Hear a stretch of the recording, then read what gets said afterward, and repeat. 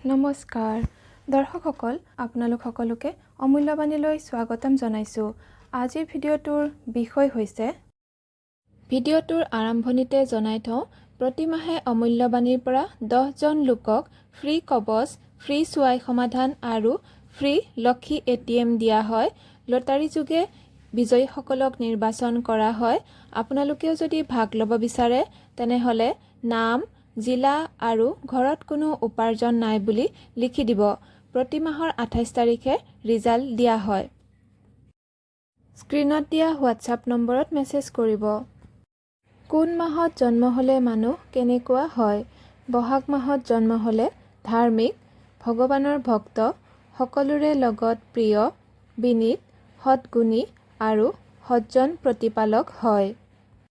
জেঠ মাহত জন্ম হ'লে পণ্ডিত, বিচিত্ৰ, বুদ্ধিশ্ৰেষ্ঠ, প্ৰবাসী, ক্ষমাশীল আৰু প্ৰকৃতি সম্পন্ন হয়।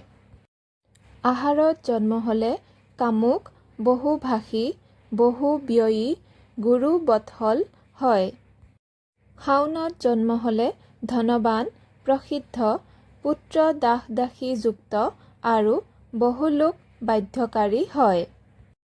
ভাদত জন্ম হ'লে কুটিল, মৰ্মগ্ৰাহী, হাস্যমুখ, শৰণাগত ৰক্ষক, শত্ৰু দমনকাৰী হয়। আহিনত জন্ম হ'লে কাব্য আৰু নৃত্য গীতৰ অনুৰাগী, ৰাজপ্ৰিয়, সুখী, দাতা, ভক্তিমান, তীক্ষ্ণ বুদ্ধি আৰু বহুমানশালী হয়। কাতিত জন্ম হ'লে ধনাঢ্য, বহুভাষী, বিকৃত দক্ষ, কুটবুদ্ধি সম্পন্ন হয়। আঘোণত জন্ম হ'লে প্ৰবাসপ্ৰিয়, পৰোপকাৰী, তীৰ্থাভিলাষী, সৎ ব্যৱসায়ী আৰু কামুক হয়। পুহত জন্ম হ'লে পিতৃধনহীন, কষ্টাম্বিত, ব্যয়কাৰী আৰু সুধীৰ হয়। মাঘত জন্ম হ'লে সদাচাৰী, কুলপ্ৰধান, বিদ্যাবিনীত, বিষয়াসক্ত, ইন্দ্ৰতুল্য হয়। ফাগুনত জন্ম হ'লে প্ৰিয়ভাষী, পৰোপকাৰী, সজ্জনপ্ৰিয় আৰু কামুক হয়।